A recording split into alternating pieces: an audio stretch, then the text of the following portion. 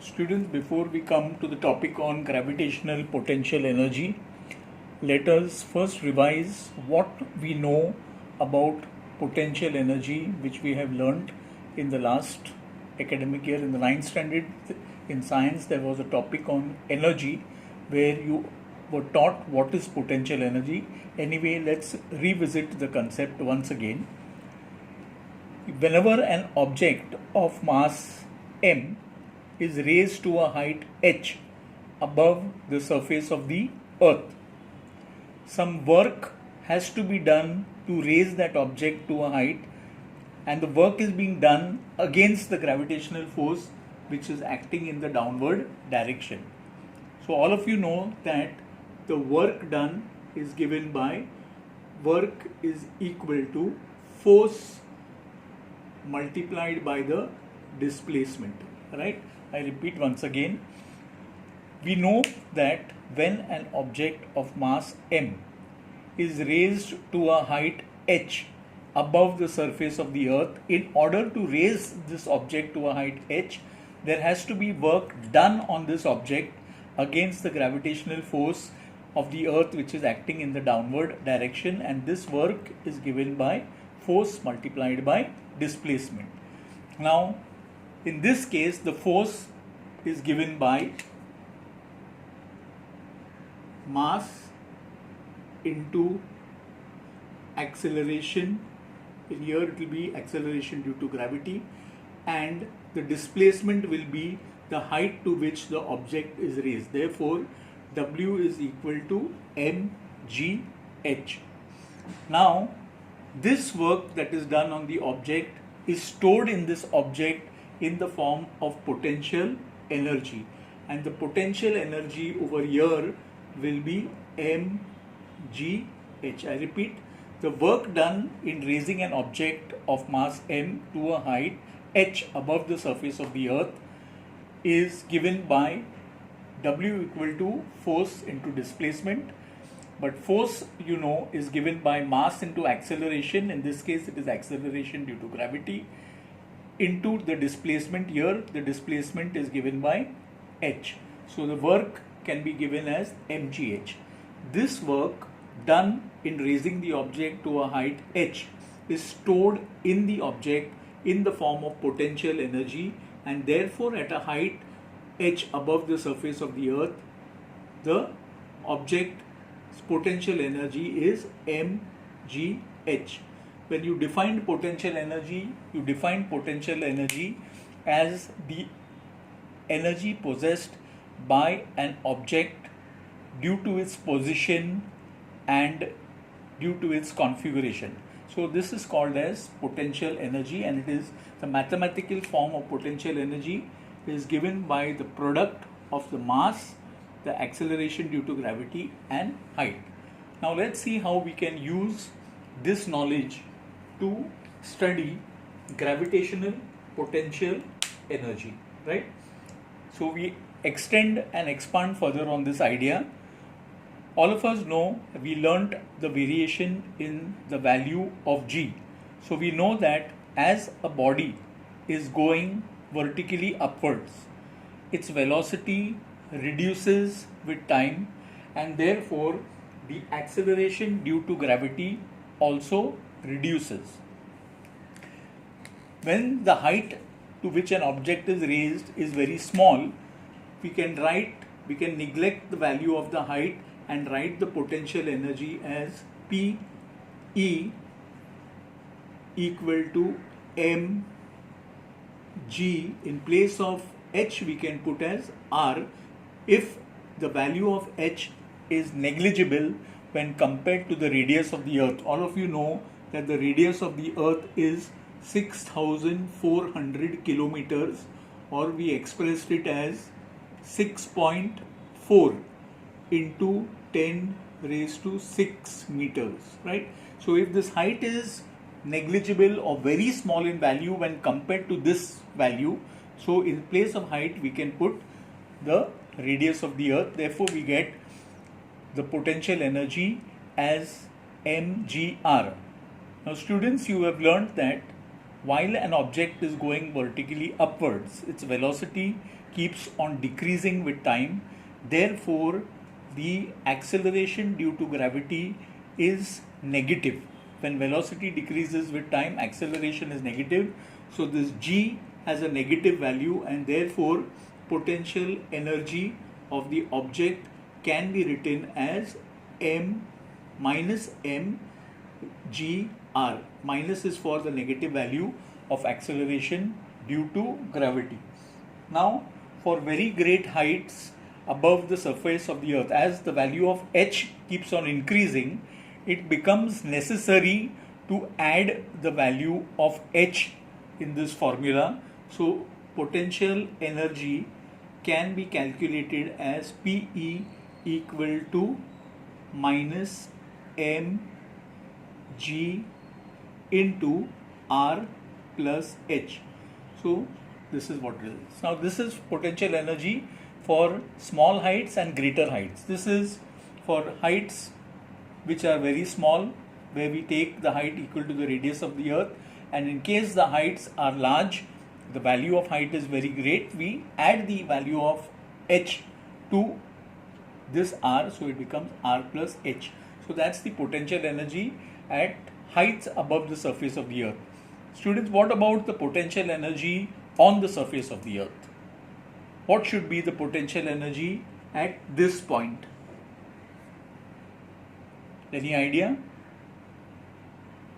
Now, students, since when object is located on the surface of the earth, the value of height is 0. The value of height is 0 in this case, right? So if the value of height is 0, then this becomes, the h becomes 0, and the potential energy for an object on the surface of the earth will be 0. Please remember this step. So potential for height for an object located on the surface of the earth, the value of h is 0, and therefore potential energy will be 0. So now with this understanding in mind, we can go, you have understood this expression that potential energy, why it is mgh. I told you because during its upward journey, the acceleration is negative due to a decrease in velocity with time. So P is equal to minus mg into r plus h. For greater heights, you have to add the value of height to the radius, right? Now with this understanding in mind, we will go on to the topic on gravitational potential energy. So now students, we come to the concept of gravitational potential energy. We also learned that when we learned the topic on variation in the value of g, we saw that as the altitude of the object increases, altitude from the surface of the earth increases, the value of acceleration due to gravity keeps on decreasing, right?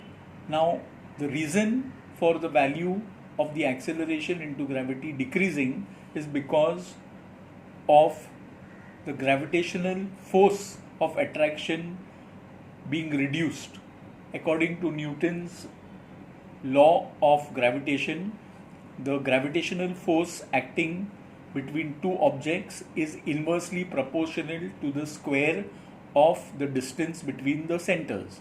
So as the height of the object goes on increasing and increasing, this value of g goes on decreasing, and a point is reached at infinite distance.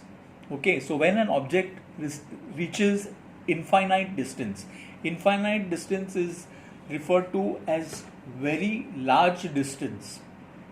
Okay, so much greater than these values. So when an object reaches an infinite height, then the value of g becomes 0. Now in this formula, if g becomes 0, so the potential energy at infinity is denoted by this symbol, will become 0, right? So how the potential energy at infinite becomes 0? It is directly related to Newton's law of gravitation and your knowledge on the variation in the value of g due to increasing height, right? So when an object goes higher and higher, its acceleration due to gravity, that is g, keeps on reducing, and at infinite distance the value of acceleration due to gravity becomes 0. So if you substitute 0 in this formula, g will be 0, and therefore potential energy at infinite distance also becomes 0, right? For any distances less than infinite, the potential energy will always be negative, right? When you talk about numerical value being less than 0, all of you know that less than 0 means a negative value. So for any distances less than infinity, the potential energy of an object will be negative. Now let us come to the derivation of how potential energy or gravitational potential energy is calculated. Students, you learnt in the topic on acceleration due to gravity that g is equal to universal constant of gravitation multiplied by the mass of the earth divided by the square of the radius of the earth, right? You have learnt about this. If the height is very great as compared to the radius of the earth, we can put an h over here. So g becomes gm upon r plus h the whole squared.